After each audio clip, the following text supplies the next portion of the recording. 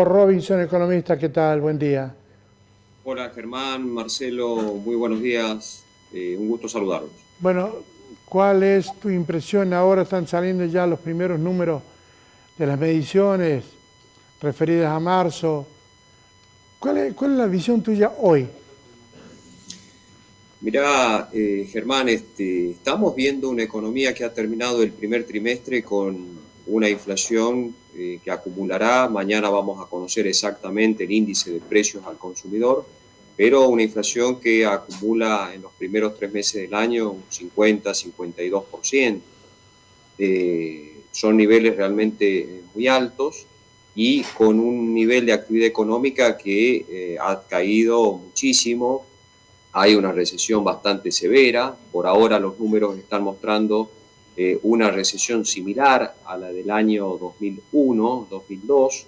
Es decir, que hemos visto con los números oficiales, ¿no? En el índice de la industria, en lo que tiene que ver con la construcción, una caída muy fuerte y también, por supuesto, en las ventas minoristas. Eso, por supuesto, la contracara es una licuación muy fuerte del poder de compra que está claramente afectando eh, paradójicamente a todo lo que tiene que ver con un motor de consumo, pero claro, ese motor del consumo, que es básicamente el salario, el crédito, están totalmente hoy por hoy estables. Estamos viendo que el salario no se ha recuperado y que el crédito sigue sin aparecer porque están muy altos todavía los intereses, pese a que los intereses de plazo fijo siguen bajando. Entonces, hay como esta dicotomía donde estamos viendo, por un lado, los mercados, cierta efervescencia en los mercados, con mucho optimismo con respecto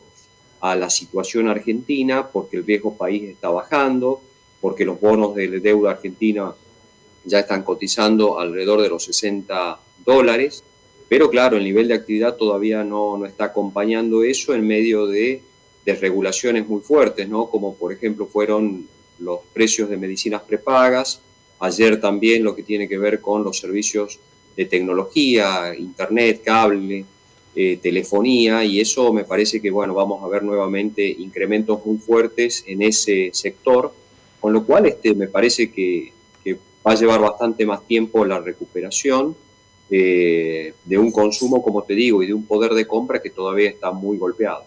Mira, se observa en algunos súper que tratan de bajar o poner de la segunda, de nuevo esto que el segundo producto al 50%, o te hacen ofertas, o es porque tienen un stock muy grande de mercadería guardada, o es por la falta de venta.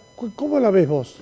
Sí, son estrategias básicamente, pero tienen que ver con, básicamente desde mi punto de vista, Germán, con el enfriamiento que tiene el consumo, es decir, el poder adquisitivo, y por eso también se explica parte del descenso del dólar, es decir, empresas y personas que han salido a vender dólares para poder cumplir con sus obligaciones, pero claramente el enfriamiento del consumo hace que las promociones, los 2x1, los 3x2, etcétera, estén abundando, pero porque básicamente hay, como te digo, desde mi punto de vista, una contracción muy fuerte del salario y, por supuesto, del consumo. Así lo están dando también los indicadores del sector privado.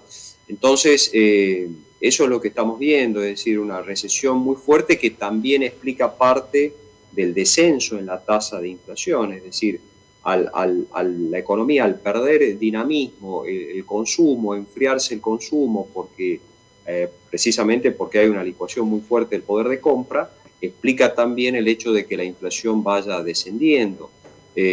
Parte en lo monetario, porque el gobierno no emite, prácticamente los agregados monetarios están relativamente estables, en términos reales incluso, pero claramente hay un problema recesivo muy fuerte que la esperanza del gobierno es que empiece la reactivación antes de fin de año, pero por ahora, bueno, lo máximo que tenemos en cuenta es que va a empezar dentro de pocas semanas, ya prácticamente empezaron los movimientos en lo que tiene que ver con las exportaciones de soja, que viene bastante bien, no acompañado por los precios internacionales, pero en volumen viene muy bien, 35% por encima de lo que fue el año pasado, Entonces eso puede actuar de contención de la caída de la actividad económica.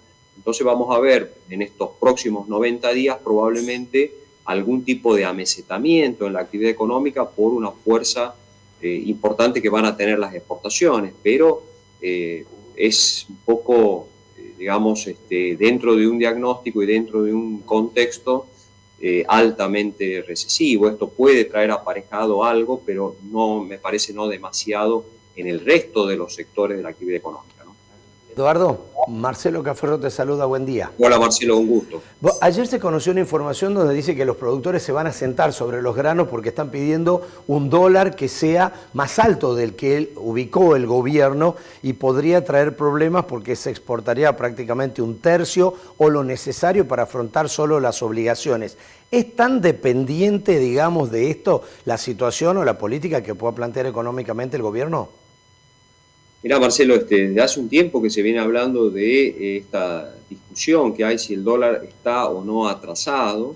Lo cierto es que nosotros hemos tenido un incremento de costos en dólares y por supuesto que la ecuación de rentabilidad del sector exportador está bastante acotada. No es que, primero porque los precios internacionales, con todo el conflicto bélico y con toda la geopolítica internacional que está bastante complicada, los precios de materias primas y de alimentos en los últimos meses han tendido a bajar. Entonces, lo que están pidiendo, bueno, es un dólar un poco más competitivo, porque la inflación ha seguido subiendo, y entonces el gobierno, bueno, niega que va a haber una devaluación brusca, va a seguir con este esquema de crawling peg del 2% mensual, pero que comparado, como te digo, con la inflación, habría que ver exactamente si para algunos, sobre todo para el pequeño y mediano productor,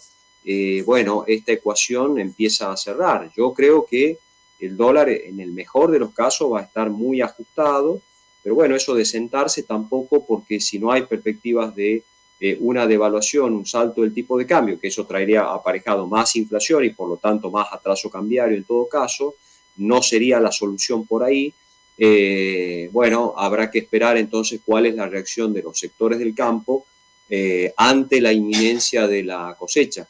Yo entiendo que, como te digo, más allá del dólar, lo que sí hubo es un incremento muy fuerte de costos en dólares, y ese es uno de los temas que recién conversábamos con Germán, que puede también estar obstaculizando la reactivación de la actividad económica, ¿no? Okay. Eduardo, otro tema.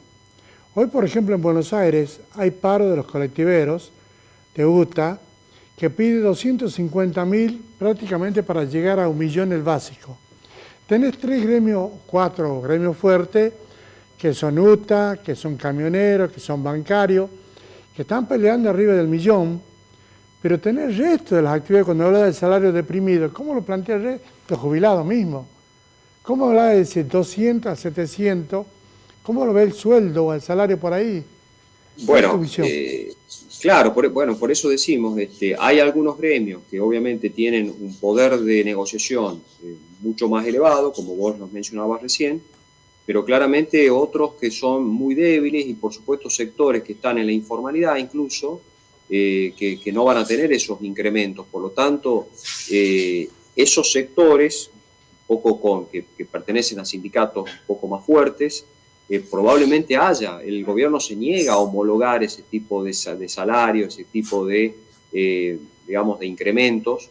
Pero bueno, el problema es que, como te digo, la inflación está, por más que esté desacelerándose, todavía estamos hablando de inflación muy alta, y entonces el poder de compra, ya sabíamos, Javier Milei antes de asumir dijo, vamos a tener una estanflación bastante severa, la estamos atravesando, pero el problema, como te digo, es que no estamos viendo, al menos desde lo económico, esta forma de ver que puede tener, según el gobierno, la recuperación de la economía. Por ahora me parece que hay más dudas que certezas con respecto a cómo puede empezar la recuperación y sobre todo el plazo en que puede empezar la recuperación. Si bien hay optimismo por parte de algunos sectores con respecto a una recuperación, a una baja en la tasa de inflación, etcétera. Por ahora falta todo el capítulo eléctrico, que estamos viendo cómo eso está impactando en los comercios, en las pequeñas y medianas empresas, la quita de subsidios y ver cómo eso se va trasladando también al sector de particulares. Entonces ahí vamos a ver una segunda fase de la inflación, más toda la liberación de precios. Eduardo, cuando llegue la nueva boleta de luz, prácticamente va a ser un golpe muy fuerte para la clase media.